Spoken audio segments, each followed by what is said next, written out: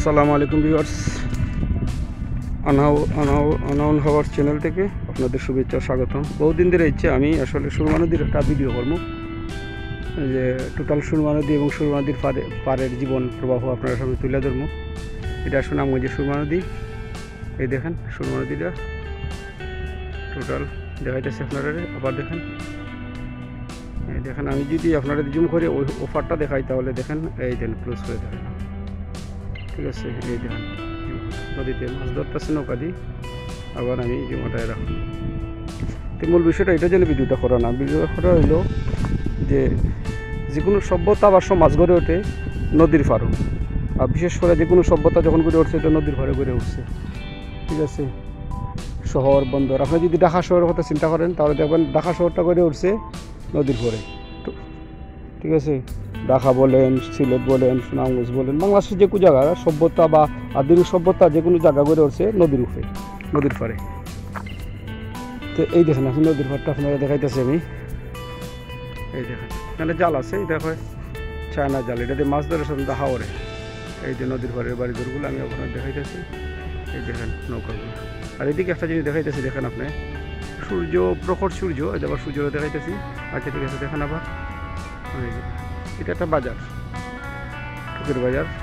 নদীর পাড়ে অনেকগুলো নৌকা বাঁধা আছে, এগুলা বালু বা বালু বয়, বিভিন্ন বালু আওয়া যাওয়া করে নিয়ে অনেকগুলো নৌকা দোলা করে, ঠিক আছে। এক সময় নদীটা খুবই বেশি প্রাণবন্ত ছিল, খুব বেশি। এখন যোগাযোগ ব্যবস্থা উন্নতি এখন নদীটা প্রাণটা নষ্ট হয়ে গেছে। বিশেষ করে এখন আর নদী পথে বিশেষ করে মালামাল ছাড়া অন্য কোনো জিনিস তেমন একটা পরিবহন করা হয় না।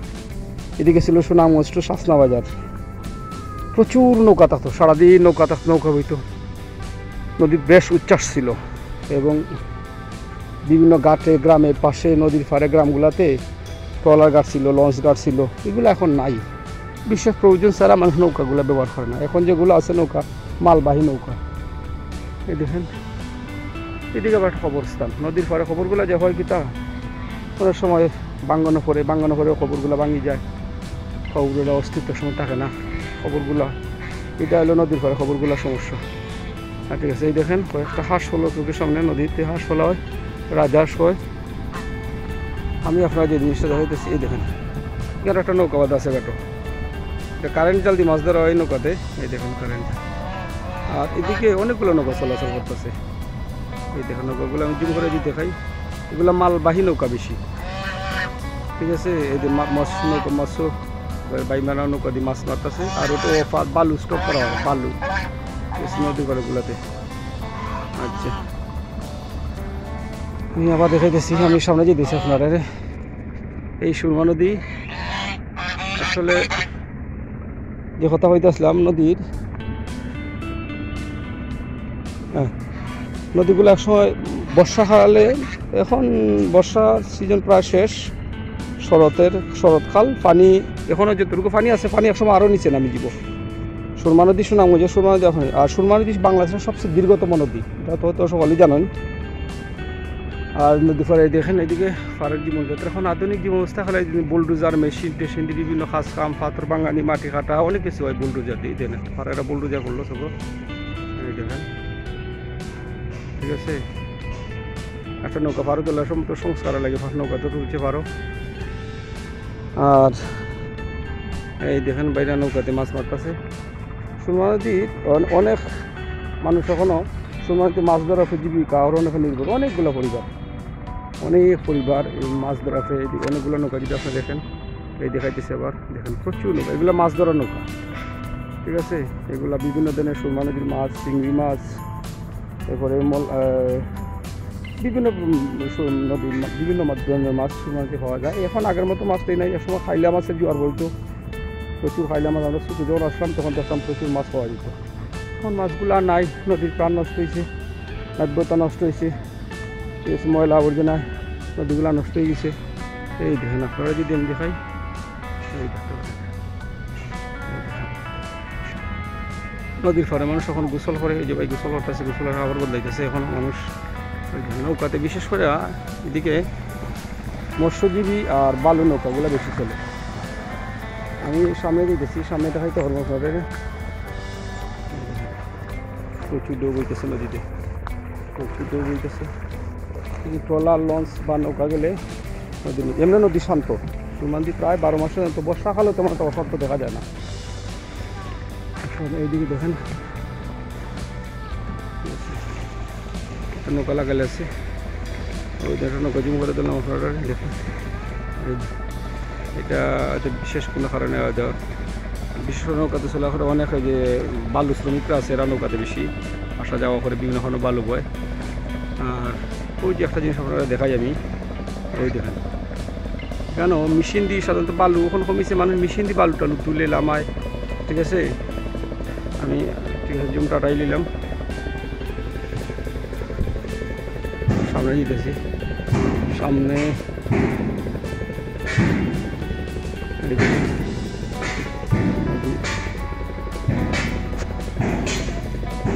শব্দ শোনা যাইতেছে কেন স্টিল নৌকা বানাইতেছে। এদিকে যে স্টিলের নৌকা বানায় আমার জানা নাই, সবাই জানতাম শহরের পাশে স্টিলের নৌকা তৈরি করা হয়, এদিকে স্টিলের নৌকা বানাইতেছে জানা নাই। একদম প্রচুর জায়গা খালা এক তুলতেছে তো করে লিখবো।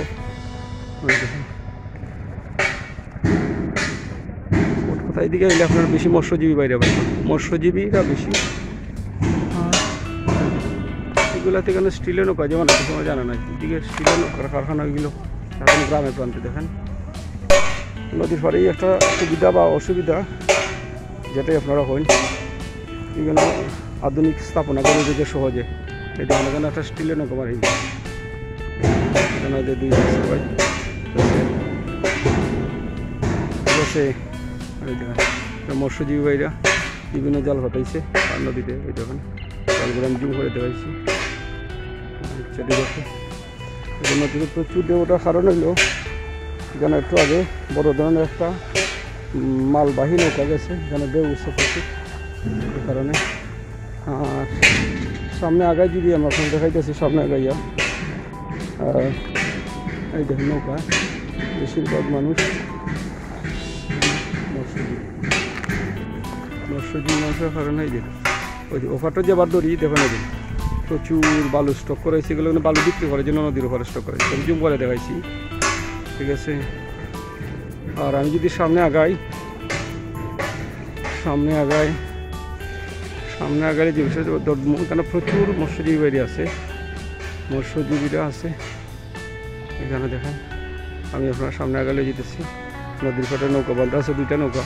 গ্রাম অঞ্চল বা হাওর অঞ্চল, যেহেতু সুনামগঞ্জ এখানে হাওর অঞ্চল, এখানে বেশি নৌকা রাখতে হয়, নদীর পাড় হোক বা হাওর অঞ্চল হোক বাড়ি করে বেশি নৌকা থাকে। আচ্ছা ওই দিকটা আমি যেটা দেখাই গেলে গেছি, এই নৌকা একটা বাচ্চা নিয়ে এসেছি, ওই দেখুন দেখাইতেছি বেশি প্রচুর নৌকাতে মাছ ধরতেছে মানুষ। ঠিক আছে,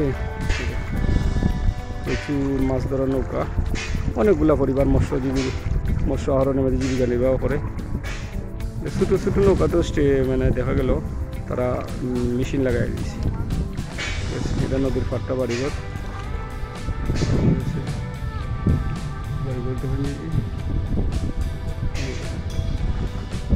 সুরমা নদী বাংলাদেশ দীর্ঘতম নদী, এটা সুনামগঞ্জের এরিয়া দেখাইতেছি।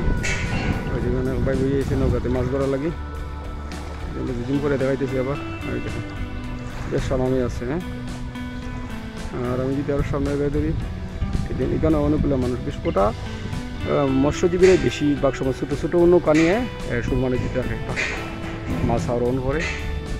আর আমি আবার জুমটা আড়াইতেছি,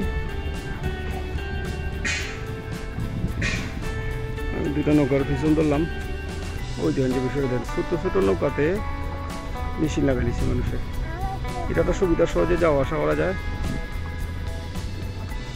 তোমার নাম কি দেখাও, তোমার নাম কি দেখাও, সুন্দর করে রাখো, সুন্দর আসি দিছে বা। হ্যাঁ, বাবার নাম রাখো তোমার।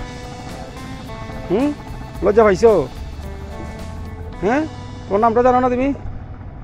ওই গোবরের মুঠটা লাকড়ির জন্য ব্যবহার করা হয়। প্রত্যেকটা বাড়ি ঘরে যারা গরু আছে তারা সাধারণত এই লাকড়ি গোবরের মুঠটা ব্যবহার করে। ঠিক আছে, আমি আবার দেখাইতেছি। দুপুর প্রায় 10:30টার মতো সূর্য তাপ। আমি সামনে যেতেছি, কিন্তু তখন দেখাবো যে আমি দেখাইব সম্ভবত বেশি আগেই যেতাম সামনে, আমি চেষ্টা করবো। এই দেখেন আছে প্রত্যেকটা বাড়ি করো এদিকে জায়গাটা সুন্দর আছে কিন্তু যাওয়ার সমস্যা কারণে ভিডিওটা সামনে কথা থাকবে এই যে নদীর পাড়ে সবসময় বাতাস আর নদীর পাড়ে বাড়িঘরগুলোতে বল সুবিধা হয়েছে যে কারেন্টও যদি থাকে তাহলে তেমন একটা সবসময় ঠান্ডা থাকে ঘর কারণ নদীর পাড়ে বাড়িগুলো সবসময় নদীর একটা বাতাস হয় সবসময় যে বাড়িঘর আছে ওপরে সেটা যেমন সুবিধা শীতের দিনে তেমন একটা অসুবিধা আছে ঠান্ডা প্রচুর আছে ঠিক আছে আমি আবার লোকেশনটা দেখা গেছি এই ভিডিওটা আবার এখান ঠিক আছে দেখেন খুব সুন্দর একটা পরিবেশে ভিডিওটা তুললাম এই নদীটা ঠিক আছে তো সব ভিউয়ার্স যদি আপনারা ভিডিওটা ভালো লাগে লাইক দিবা শেয়ার করবা সাবস্ক্রাইব করবা আর আমি চেষ্টা করব সবসময় নতুন নতুন জিনিস দেখাইবার আর আমিও আগামী নতুন একটা ভিডিও নিয়ে আসবো এটা আমি আপনারা এটা পোস্টের মধ্যে জানিয়ে দিব ভালো থাকবেন আসসালামু আলাইকুম ওয়া রাহমাতুল্লাহ